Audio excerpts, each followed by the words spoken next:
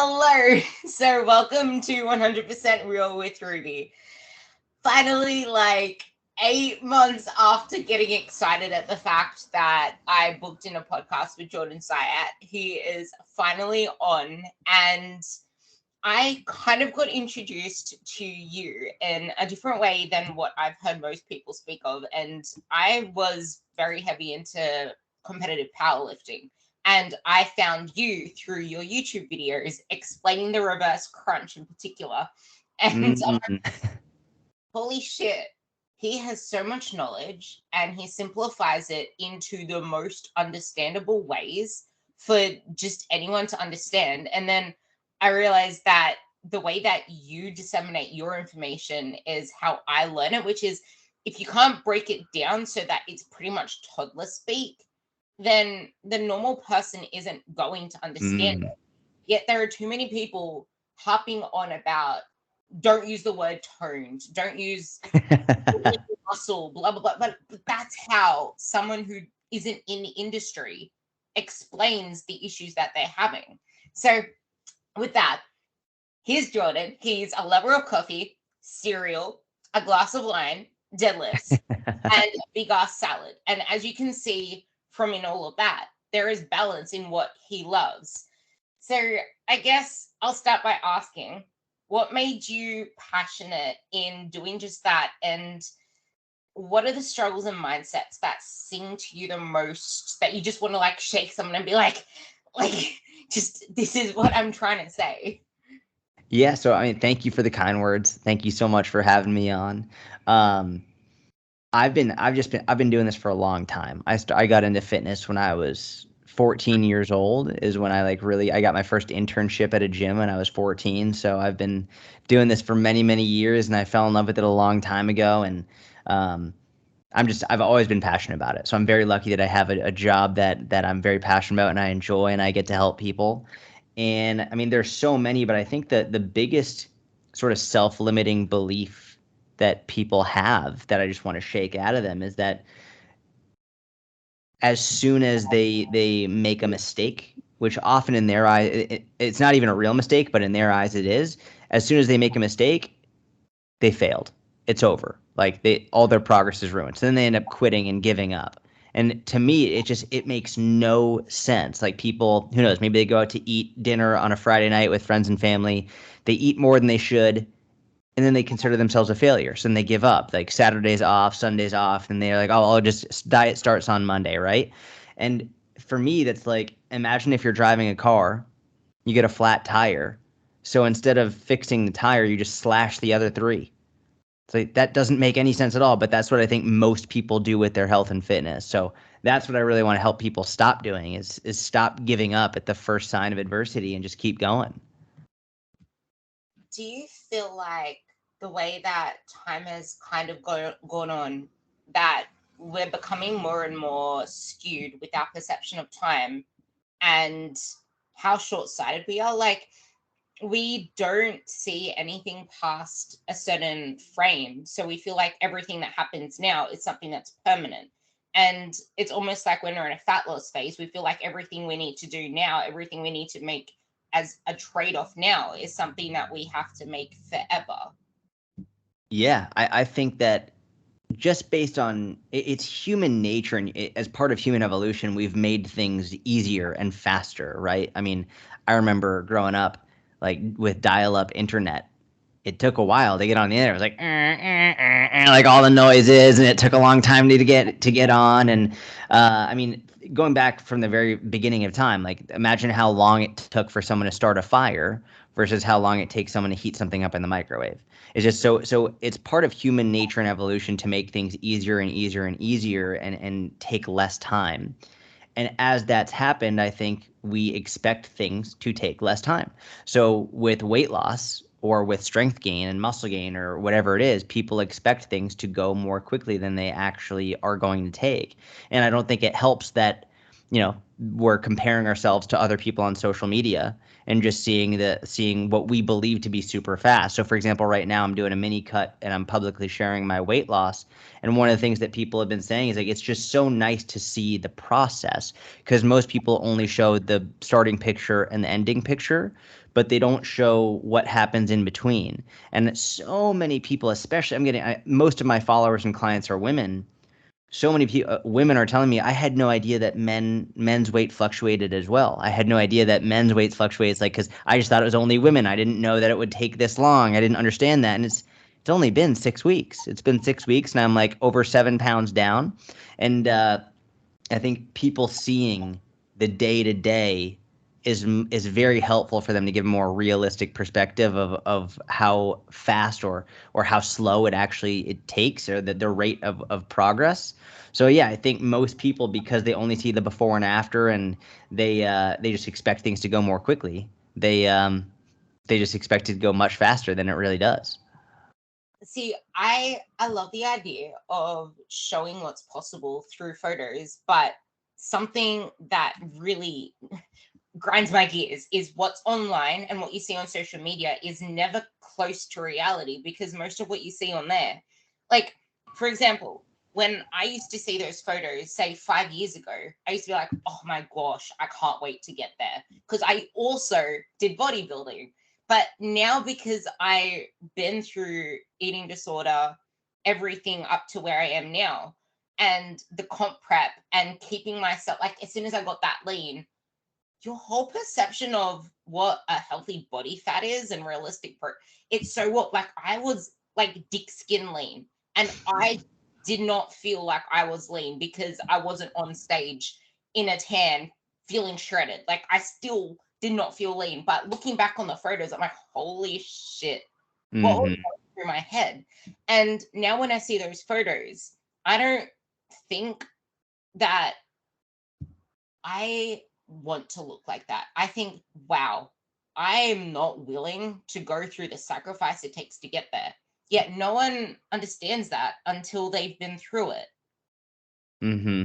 Yeah, it's exactly right. It's exactly right. And I think we all have these like beer goggles on, right? Like we look at ourselves. It's so funny, like the number of people who say things like, I hate how I look, I hate how I look, hate how I look. Then they get a picture taken of themselves, and then 10 years later they look at that picture and they're like, "Oh my God, I looked amazing. I can't believe I didn't like how I look." It's we really are overly harsh and overly critical of ourselves, and it's very easy to harshly judge yourself in a way that's not accurate. We don't look at ourselves in a way that is very clear all the time, which I think can hinder us in many ways.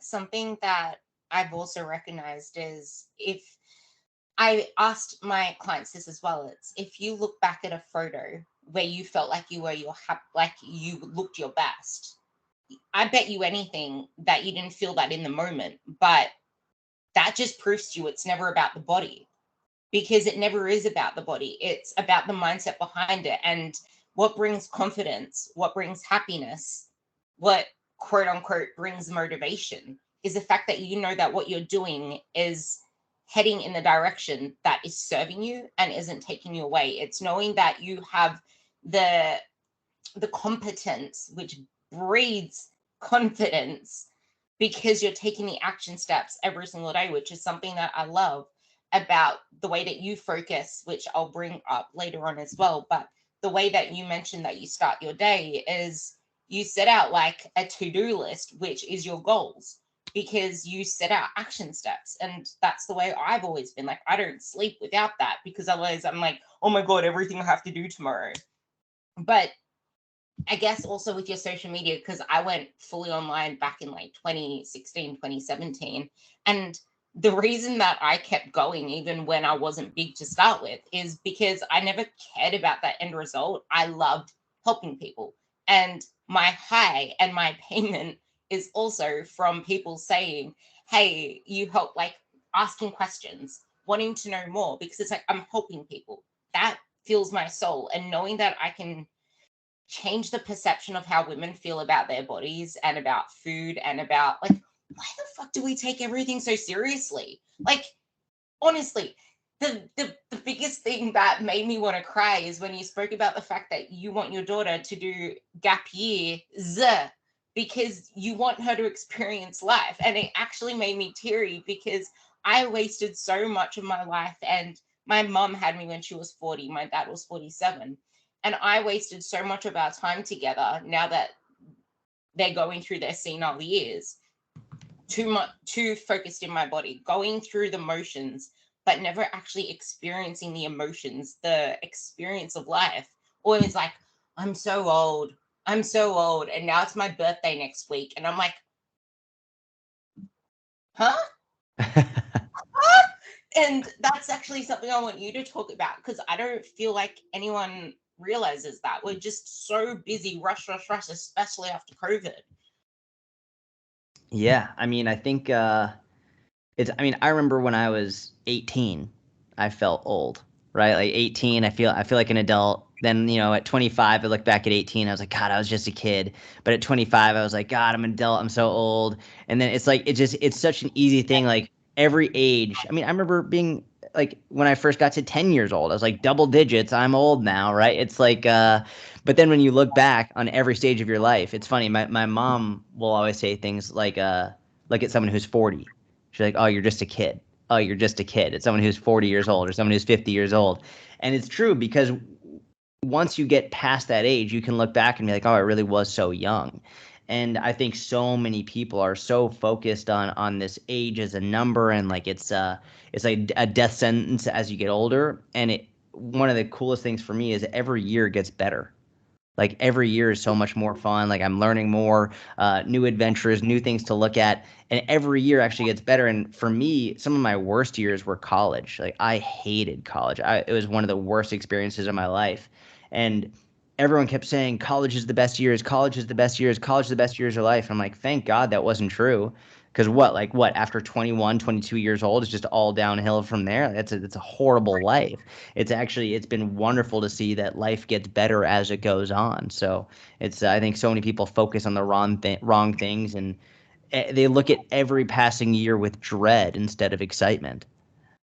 I feel like something that's allowed you to experience every life to be better, though, is the fact that you're so aware and you're not just focused on, I need to achieve this end outcome, which has allowed you to experience each year better.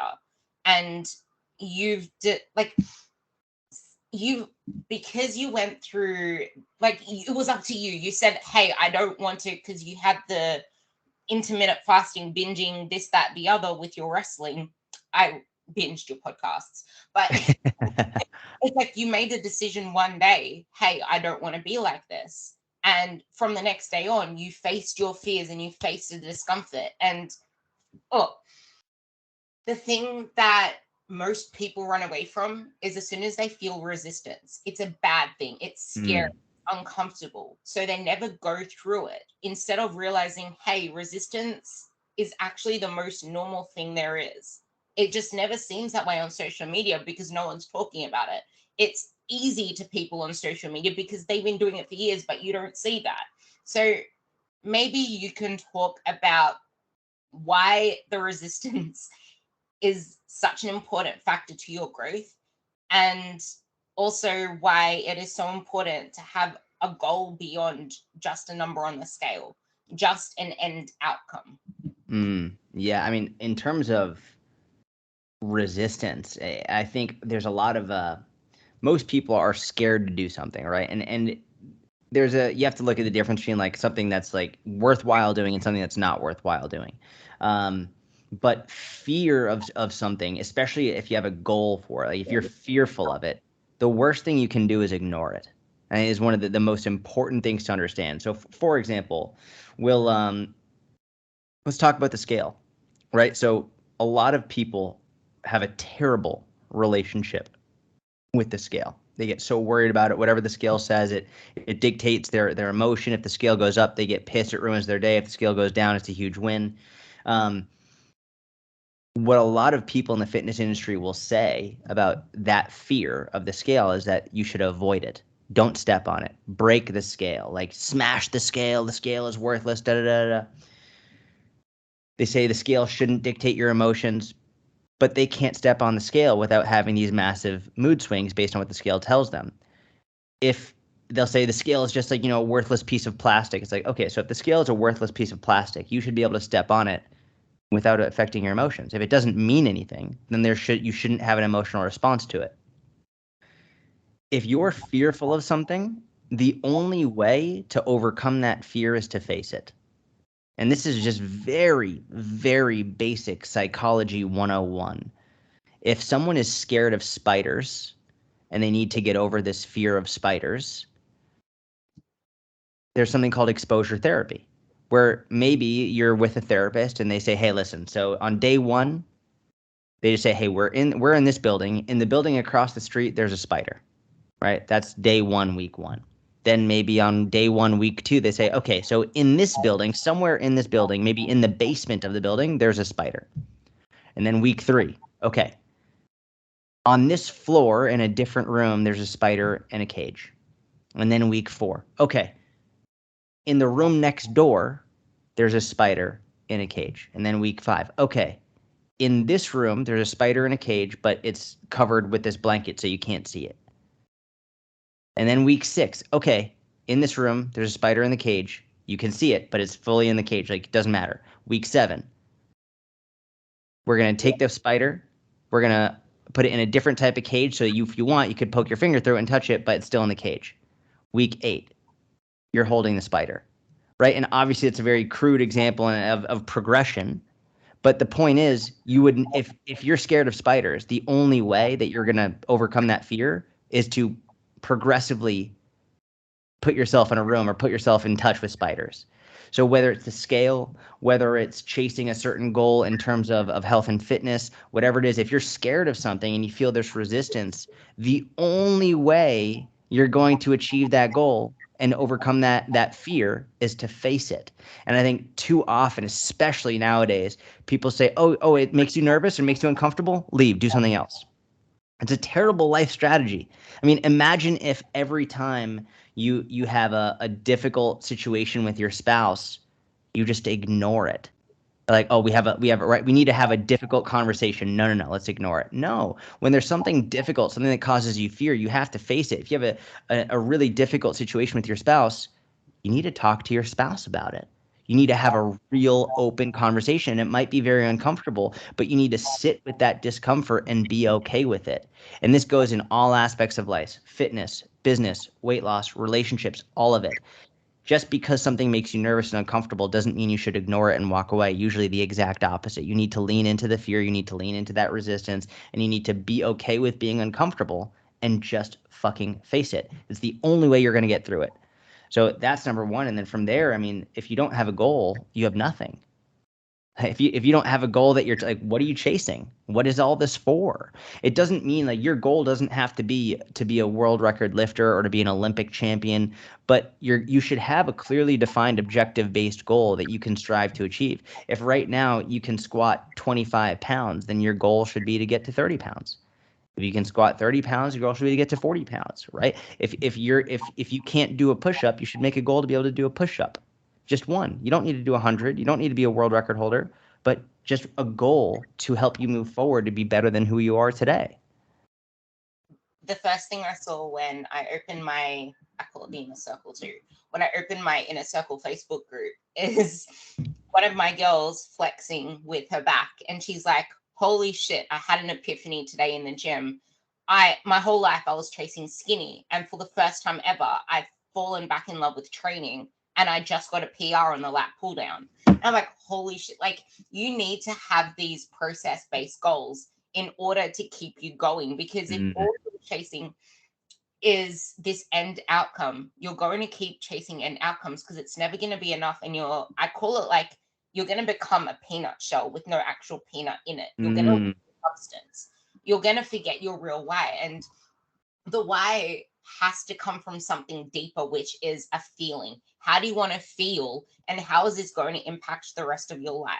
How do you want to show up to your kids? How is this going to filter into all of the other aspects of your life, which is something that you speak really well on?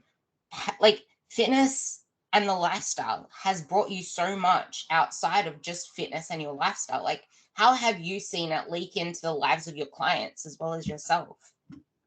So many ways. I think the number one is just the confidence that comes from it. I mean, the amount of confidence that you can gain from getting stronger from, I mean, what is a great metaphor with squats is like when life gets you down, you just got to stand the fuck back up. Like that's what a squat is, right? You got a really heavy bar on your back, it's pushing you down, and you have to overcome it and stand back up with that weight still on your back. I think a lot of people really do better in life in general with their outlook when they're bearing a load on their shoulders. They have a responsibility, whether it's their responsibility of taking care of their children, responsibility of taking care of themselves, responsibility to improve and to live a better life. I think it's difficult, it makes life challenging, but it gives life purpose. It gives you a reason to really do something. And we see this with, for example, a number of my clients have been drug addicts, like severe drug addicts, and the way they got over drug addiction was through getting in the gym and through finding purpose outside of their drug abuse, realizing they were strong, realizing they could get stronger, realizing that what they do in the gym can massively impact their lives and the lives of those around them. I think a lot of people struggle with their purpose and with their identity because they don't know what they can do or what they're capable of. But the gym is like it. One of my favorite quotes from Henry Rollins, the Iron, like 200 pounds is always 200 pounds, always. And when you might think like one day when you day one you walk in the gym 200 pounds, like you're like, there's no way I'm ever gonna be able to lift that.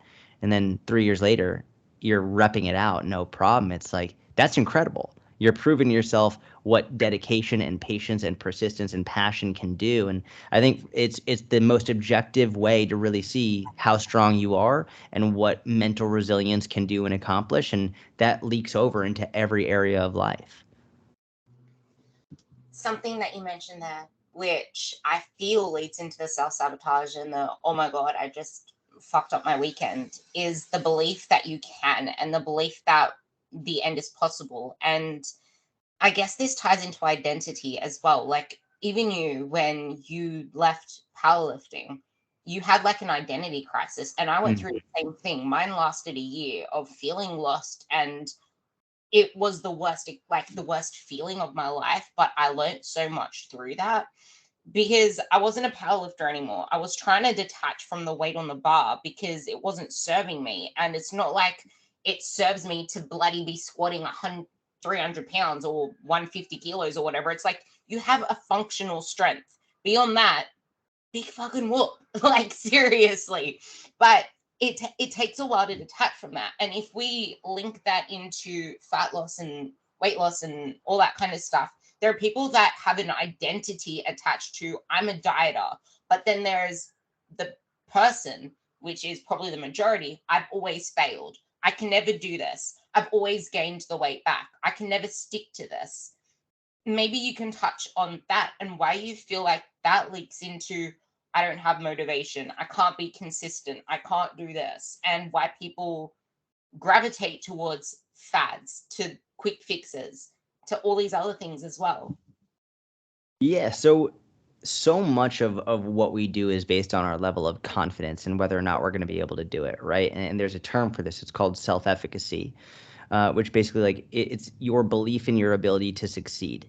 And if you look into the research around self-efficacy, it's the highest predictor of whether or not someone is going to succeed. And especially if you look at things like smoking cessation, alcohol cessation, weight loss, it is without question the greatest indicator or predictor of whether or not someone is going to achieve their goal. If someone has a high level of self-efficacy, they are infinitely more likely to actually achieve their goal versus if someone has a low level of self-efficacy.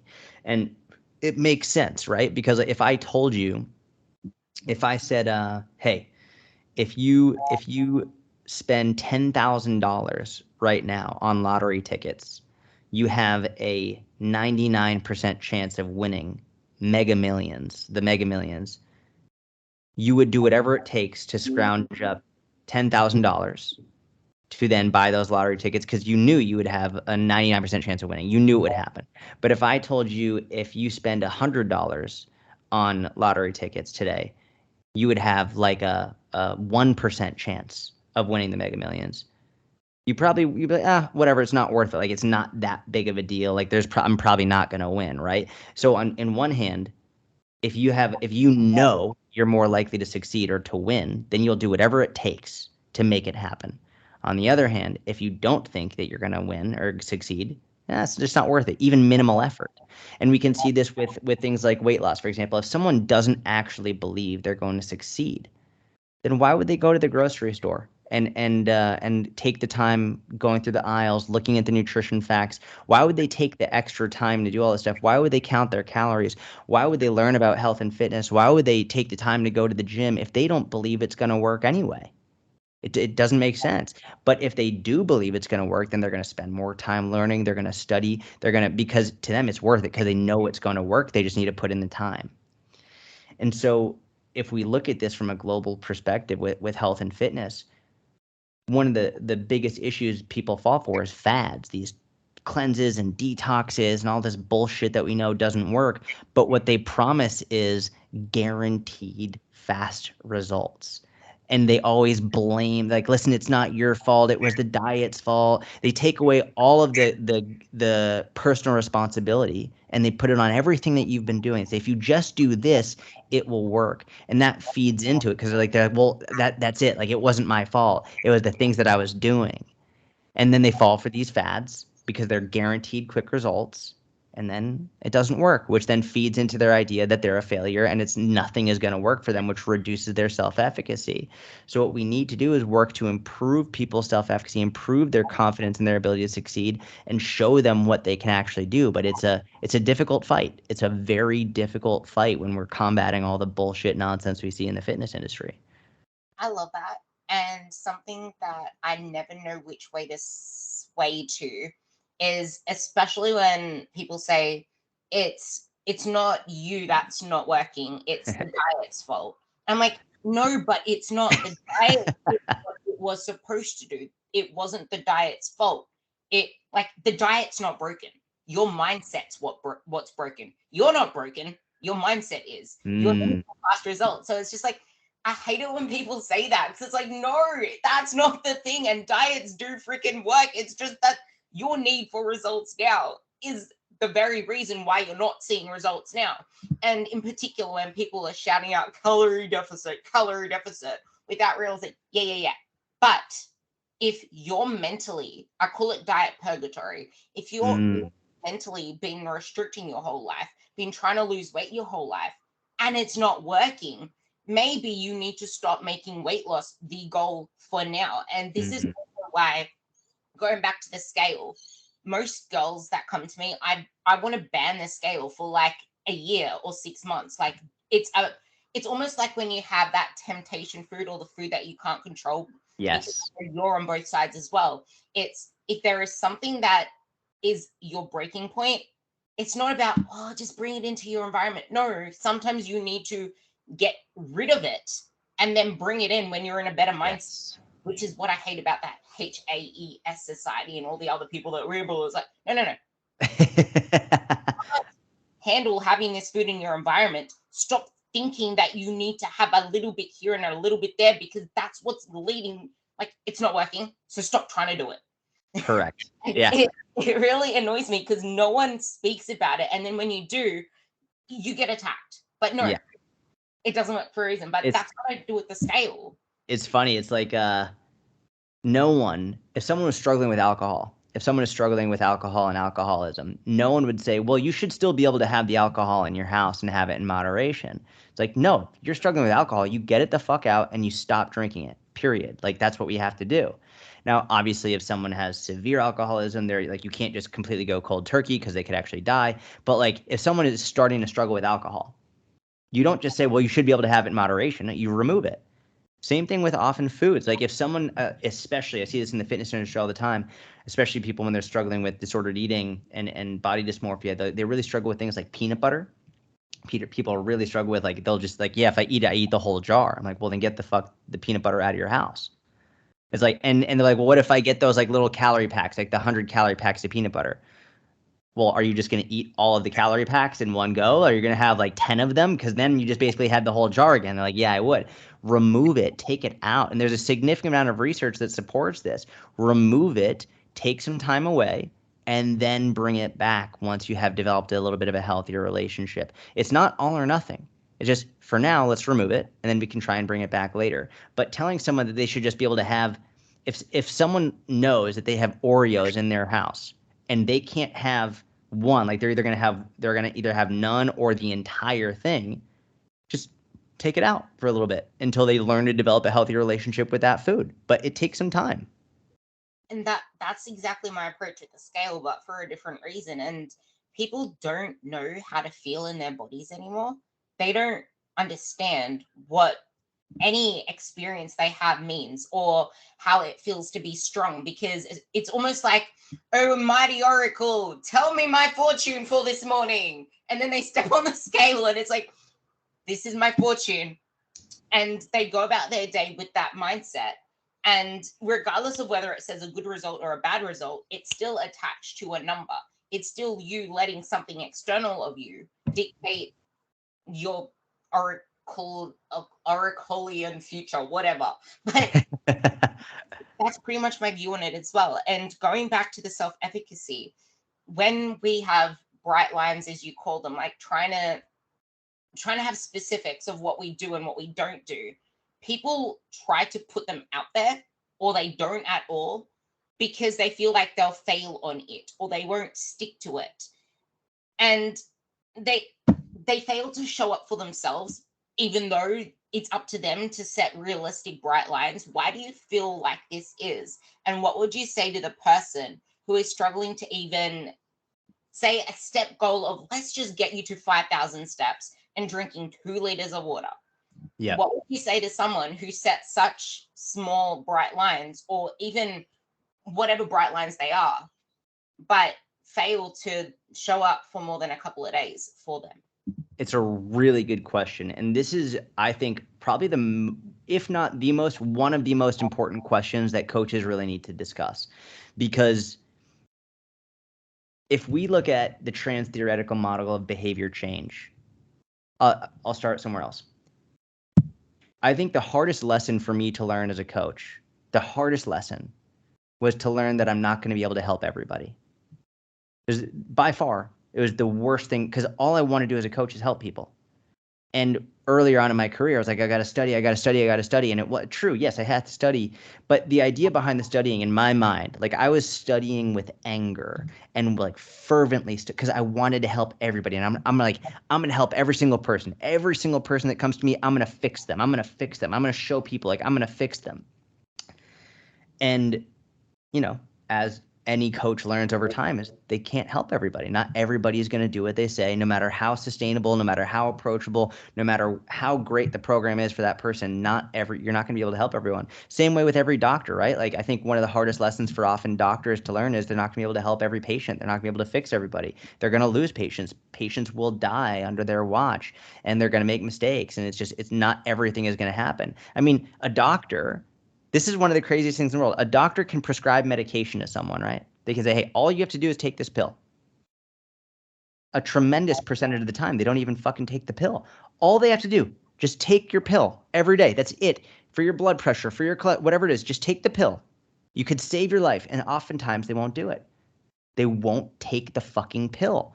So with that in mind, going back to this, there's a model, the trans theoretical model of behavior change. We can look at why people make the decisions they make and where along they are in the change process.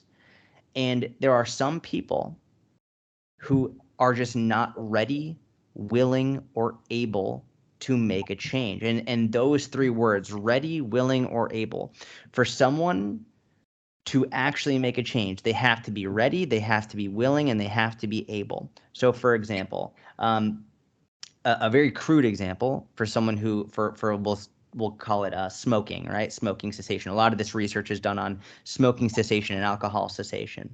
If we take someone who doesn't know that smoking is bad for them, then they might not be ready, willing, or able to make the change to stop smoking, right? Very basically. So with that person, the approach might begin with education.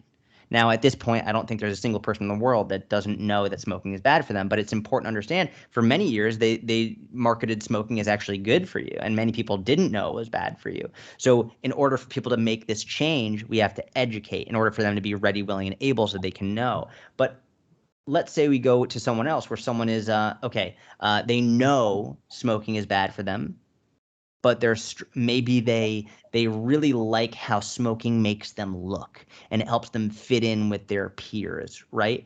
Well, now education isn't the goal, isn't the way that we get this person to change, because they already know, but they like how it makes them look. They like the feeling they get from it. So we have to have a different approach to help this person stop smoking. And the reality is, unfortunately, you're not going to be able to help everybody. So going back to your question, well, what do you do for someone who has bright line? They can't even focus. Like, do they getting a minimal amount of steps and drinking a minimal amount of water every day? You have to have a real conversation with that person. And you have to say, listen, this is very basic. You came to me because you wanted help and you wanted to make a change. If you are not ready, willing, or able to make these changes, I think it might be time for us to take a break from working together, because these are the most basic fundamental things. And it's actually been very interesting, because when I've presented that to a number of clients in the past, that was it. They were like, wait, you're breaking up with me? Like are you giving up? No, I'm not giving up on you, but walking in water, minimal steps, minimal water. If you can't do this, then why are you paying me? Why are we working together?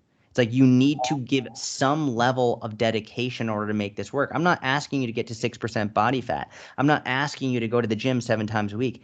Get your steps. You could get these number of steps in about 20 minutes a day and get this water in very, very easily, but you're not doing it. So I think maybe we should take a break. And then often these people will come back and be like, no, I can do it. I'm gonna show you. I'm doing it. You give them something that they might lose. Like they might lose this relationship. They might lose this opportunity. And oftentimes that will be enough to make the switch. Unfortunately, not every time. You're not gonna be able to help every single person, but not everyone is ready, willing, or able to make the changes that they need to make in order to achieve their results. Why do you feel people struggle to put themselves first? And how do you usually address that? Because especially over the COVID period, I felt like people tried to feel productive while everyone was in lockdown. And then as soon as lockdown ended, it's that level of busyness that they had at home then compounded as soon as they're released back into what they're doing. So I feel like a majority of people are more busy than they've ever been. So that's adding to the fact they can't put themselves first. But it's also highlighted, I know with me as well, I had to actually face this a couple of months ago and I was trying to work through it, which I finally did. But we don't give credit to the fact that we just got through 2 of the hardest years of our lives. We just try to push through. Everything's okay. I'm scot-free. Let's just go dandy walking. But no one actually appreciated the fact that we just got through such a tough time.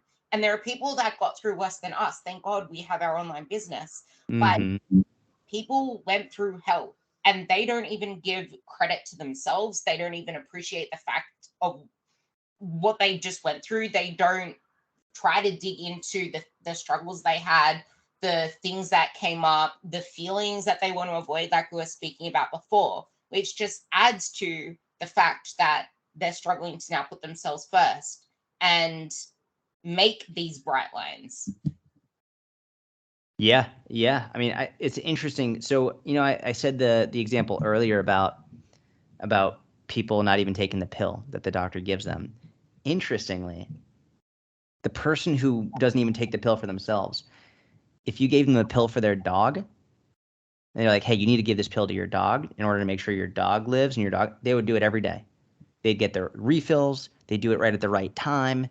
People generally, not everyone, like some narcissists are not the same way, but most people are often better at taking care of other people or other things than they are themselves. They prioritize other people first. They're like, I'm going to make sure my dog gets my dog pills. They're the dog pills at the right time every single day. I'm not going to miss a prescription. I'm not going to miss a refill. I'm not going to miss a single day. But when it comes to themselves, I'm not going to do it. I'm not going to do it. I'm not going to do it.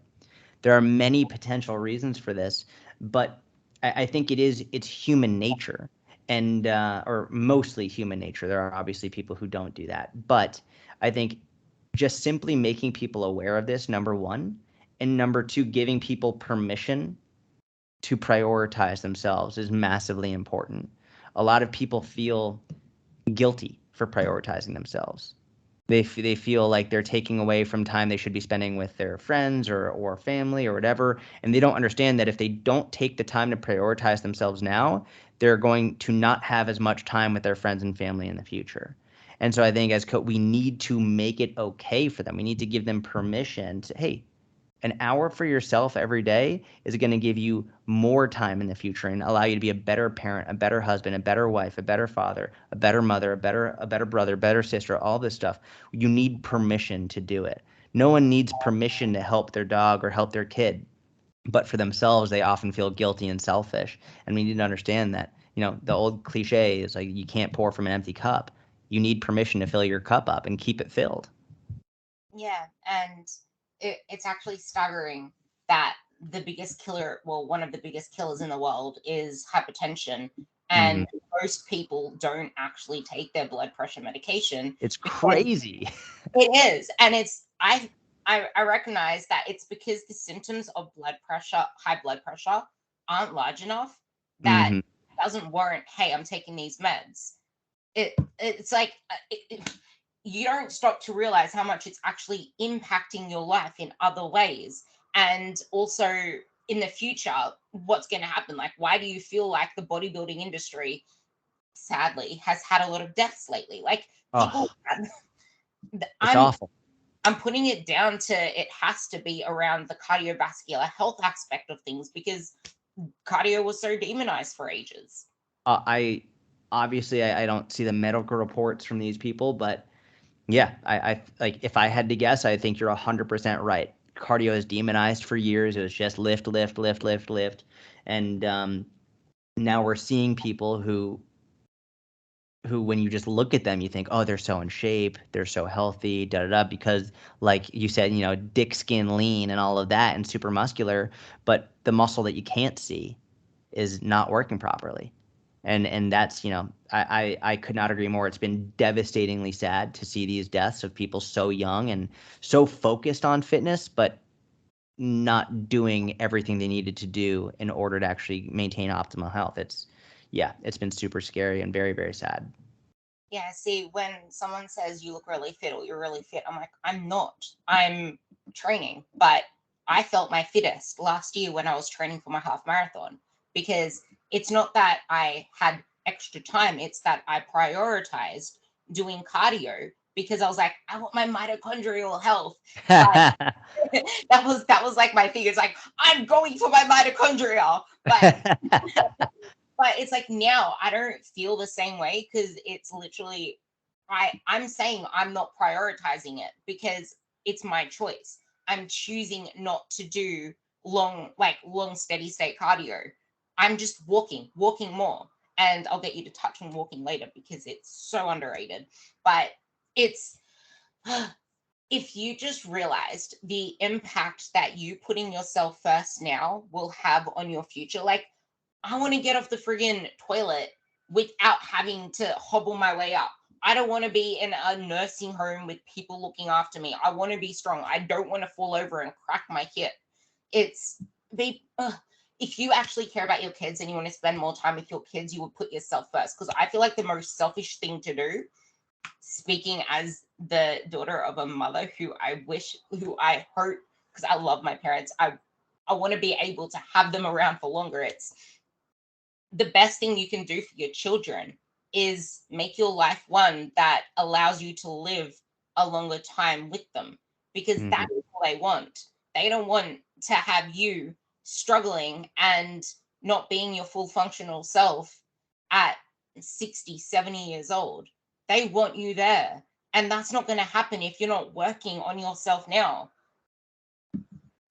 You're preaching. I'm just like, that's exactly right. And obviously as someone gets older, 80, 90 plus 100, like like maybe putting them into a nursing home might make sense, not because they're not healthy or not because like they did anything wrong, but because they're just old. But so many people, especially this has happened a lot in my family, relatively young, 60s and 70s, having to go into a nursing home because they didn't manage their health. which the amount of stress that puts on your children is unbelievable. The amount of money they have to spend to keep you there, the amount of time, the amount of energy, like essentially like spending decades taking care of you. And I don't think any parent wants their child to have to do that. But so you're right. Like if you want to give your children and grandchildren the best life possible, you have to prioritize yourself. You have to do that, or else you're actually going to create so much more pain for your entire family. What are some non-negotiables and what are some hopes that you have in the way that you present yourself to your kid and the way that you want little Syatt to like come into the world? Man, that's a great question. I mean, number one is not feeling guilty for prioritizing herself. That's for sure. Um, I think I will say this. So I get a lot of questions about, oh, how can I guarantee my daughter is going to have a healthy relationship with food? I can't guarantee that. She's an individual. Like she's her own person.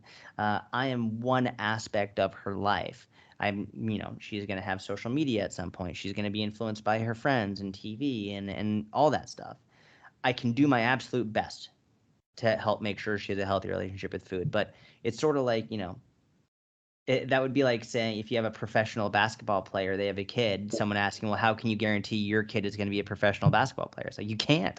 It's like they're their own person and you have no idea what's going to happen in their life or what's going to influence them or anything. So, for me, I'm going to do my best to make sure she sees what a healthy relationship with food looks like. I'm going to do my best to make sure that she sees what prioritizing yourself looks like. I'm going to make sure she knows what it sees to be confident and to stand up for what's right, in terms of standing up for yourself to be able to be fit and healthy, but also, one thing I've been doing a lot is sort of voicing my opinion on political matters.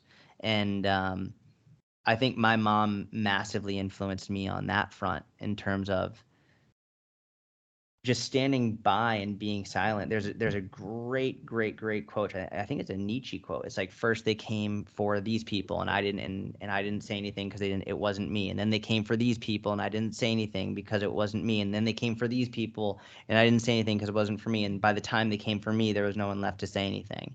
And my mom is very outspoken. And it's funny because we actually have sort of very opposing political beliefs, but she's always influenced me to say what I believe, and because just standing by in silence, when I look back on my life, I'm not going to be proud of not saying what I believe, and I don't want my daughter and hopefully future children as well to look back and say, like, why didn't he say that? Why didn't he stand up? Why didn't he say what he thinks is right? And I think so many people are so nervous about being canceled and about like having people getting upset with them that they just keep their opinions to themselves.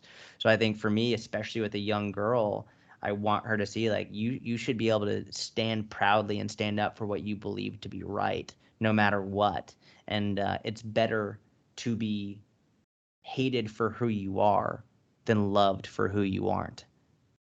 I feel like we're too busy trying to fit in with people who don't even give a shit about us anyway, which is it it took me a while to get to that point, but now it's just like, yeah, but who's the one that has to live with the consequences? Who's the one that has to deal with the aftermath? It's only you. And I relate this to food as well. It's like if you go out at a restaurant and you want to pick the salad. It is for you, for your health. And I saw one of my colleagues make a post on The Rock taking his food to microwave it when he went out. But it's just like for someone having that many meetings, almost like Gary Vee, the fact that you had to Exactly. his food. If you're having like a million meetings a day, are you always going to pick the bloody turkey, not turkey, just like something calorically dense every Yeah. single time? Like you need to be able to put your health goals first as well. And then if you want the pizza, get the pizza. Regardless of what choice you want, it's your choice to make because who's the one that's dealing with the aftermath? That's Not a them. great point. And I love that you know that because most people don't have that awareness to think about how many meetings this guy might be having. It's like this guy's having probably more meetings per day than most people work. Like more like every day, probably like 5, 7, 10 meetings easily. Oftentimes at restaurants with people. And so what Gary would do is every night he would have dinner from like 6 or 7 p.m. until 11 or 12 p.m. And he would have hour-long dinner meetings, and he would sit at the same table, and people would come, and he would have like 4, 5, 6 dinner meetings in a row, back to back to back to back to back at the restaurant. What's he gonna do? Order a new dinner every fucking time someone comes down for a dinner meeting? It's like, no, like you can't do that and expect to be healthy and have a healthy body composition. So I mean, for The Rock to be able to do that, it like makes total sense. Not to mention, it's like that guy is working harder than anybody, like working harder than you could ever imagine. So like if you're at home and able to prepare your own meals, The Rock isn't at home preparing his own meals. He's out fucking working. So yeah, like he gets his microwavable stuff, he brings it with him because that's what he needs to do to achieve his goals. If he's bringing microwavable stuff to Thanksgiving dinner, that's a different story. Like I think he should be able to go and enjoy Thanksgiving without doing that. But like it's one thing when every single day you're having meetings and meetings and meetings and meetings and you're trying to keep your health in check. It's another thing when you're just enjoying a vacation or a holiday. Yeah, and that's something that I try to do all the time as well, which is really hard to show people, is you need to put yourself into that situation in your mind to realize what's happening there instead of just hopping on attacking someone for being, oh, that's not healthy. Oh, that's not healthy. Like it happens to everything. It's like, but why? What's the context? Do you even know what's going on right now? And it's just like when someone's in a fat loss phase, you need to make more trade offs. You need to say no to a lot more things instead of thinking, hey, this phase is forever. I have to say no forever. I'm not going to say no forever. I'm just gonna like sabotage myself because I can't see my. That's why I hate the whole do the diet that you can do for a lifetime, because it's like, no, the diet is such a short period of time. That is not something you need to do for a lifetime. And that is where so many people get caught up, which is why I hate that message as well. I hate it. It's like, no, you need to actually enjoy yourself in the process to create a lifestyle that can sustain the person you're becoming, because otherwise there is no end outcome. And the diet is a temporary thing. It's not something that you need to do forever. You need to say no to probably pizza, because if you try to fit pizza, I'm the same height as you. I have what do you call it? I have the short people calories. But They're the worst. It sucks. there's this quote. Restaurants don't make menus for 5'2" people. It's true. They don't. They don't. So it's like, yeah, so maybe when I'm in a fat loss phase, I'm not going to have cereal at the house, because unless I'm having like a big freaking bowl of like 600 calories worth of cereal, I'm not going to have it. But if I have 600 calories worth of cereal in a fat loss diet, I'm going to be pretty damn hungry. Exactly. Metabolic adaptation to the worst, because I'm not going to have energy from not feeding myself in the day. Like, people don't think of trade-offs of everything they need to do. And the biggest reward for me is when one of my girls goes out to a restaurant and they pick something like a salad or a grill or something like that, because they're like, it's just not worth the calories because there's so much food I can eat at home, or there's so much other food that I can eat. But because I don't want to leave you without you talking about relationship with food, because I have a lot of people and I see a lot of people that are actually scared to leave the chronic dieting chase of eating more carbs, the fact that they can actually lose weight on a lot more calories. And that, hey, yeah, you're sticking to 1100, 1200 calories and not losing weight, but that's because that's like 3 days of the 7, and you don't recognize everything else that is going on. Or maybe you might be sticking to it for a week and then going haywire the next week, or having one big day that completely throws you off, or you don't recognize how little you're actually moving through the day. Yeah, you're burning whatever many calories in your training session, but how about the rest of the day? Yeah. Yeah, 100%. You know, it's interesting. One of the cool things about doing these mini cuts publicly is it really shows me where people are at mentally. And one of the things that I get from people saying all the time is like, I would have quit already. Like if I had that weight spike, I would have quit. If my weight didn't go down in this amount of time, I would have quit. And I get a lot of people saying it's like they just would have quit. What the fuck do you expect to happen if you think you're just gonna quit as soon as it doesn't go the way that you want? And so I think a lot of people believe they can only eat 800, 900, 1,000 calories because that's how they lose weight very, very, very quickly. But it's not sustainable. And people are very surprised when it's like, no, you can actually increase your calories, but you need to be consistent. Because that's what you were saying is people might be consistent for a day or 2 days or 3 days, but then they fall off and then it doesn't work. And they're like, well, I've been in a calorie deficit for a month. It's like, no, you haven't. You were in a calorie deficit for 7 days over the last month. And then the rest of the days, you over the weekends, you weren't doing it. Like you were eating way too much. People, and as you know, that's why I have the consistency calendar in the app, is because it actually objectively tracks how consistent you've been. I think most people have no clue how inconsistent they're actually being. And it's been very cool to be able to track that data in the app, because a lot of people in their first month, like they're only like 30% consistent, 20% consistent, and they're being like, oh my God, I had no idea how inconsistent I've actually been. So I think a lot of people just aren't aware of their level of inconsistency. Right before this podcast, yesterday actually, I created my own consistency calendar thanks to you. I was like so excited because I spent 5 hours trying to learn how to do the Excel, like make the little and I actually got it. And something you talk about is don't compare week to week, compare month 1 to month 2. And I feel like impatience and relationship with failure is a huge part of self-sabotage. So I guess having you talk about that now will really help them. So what do you usually like? I'm not making progress fast enough. Shut the fuck up. That's what I say to people when they say I'm not making progress. Shut the fuck, like fast enough for what? Like if you're coming to me and be like, hey, I need to lose 20 pounds in the next 2 weeks, like, well, that's your mistake. Like that's stupid. But what's the rush? There's no end date. There's no finish line here. Like I hate it when people are like, I need to lose this amount of weight by this date because I have like an event. That's a recipe for you to lose weight very quickly doing something very stupid and then regain it all and more back. The reality is if you want to lose weight for your health and for your aesthetics, like it doesn't matter how long it takes. Who cares? Why are you trying to rush this? People do this all the time, especially as summer's coming up. People are like, oh, summer's coming up. I want to lose weight for summer.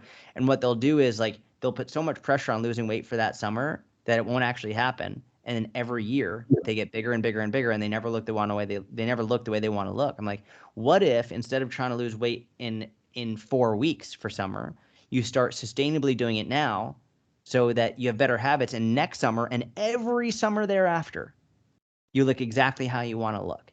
But we start now, a year ahead of time rather than 4 weeks ahead of time. So I can't stand it when people say they're not losing it fast enough. It's like the worst and dumbest thing you can do. You cued this into the best thing that I wanted to touch on at the end. And it's in Australia, it's summer around Christmas. Yeah.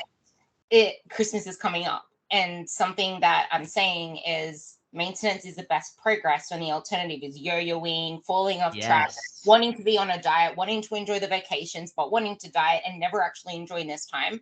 So by the time the new year comes, you either go hard too soon, burn out, or you're so freaking fatigued from not even enjoying the last few weeks that you can't even get started. You can't even gain traction. And I love the way that you explained the opposite of fragile. But it's like, what's the opposite of indestructible, or whatever is in that direction? It's not being focused. It's gaining traction. You need to gain traction, because if you're not distracted from something, if you never had a plan to start with, and a lot of people don't have that plan. So it's like, what are you distracted from? Where's the traction? Like, what are you actually trying to do? And I guess talking about that, and then I have 2 quick questions. Talking about what specifically? The end of the year. Like, a lot of people say, I'm just going to put this on hold, or I'm just going to go harder, or I want to lose weight for Christmas, or how do I still maintain my fat loss over the Christmas period? Yeah, I mean, I think what you said is perfect. It's like maintenance is progress. Maintenance is like, I think maintenance is magic. Maintenance is like the best thing you can do. I think maintenance is probably the most underrated of all of this, and a lot of people look at maintaining as a failure.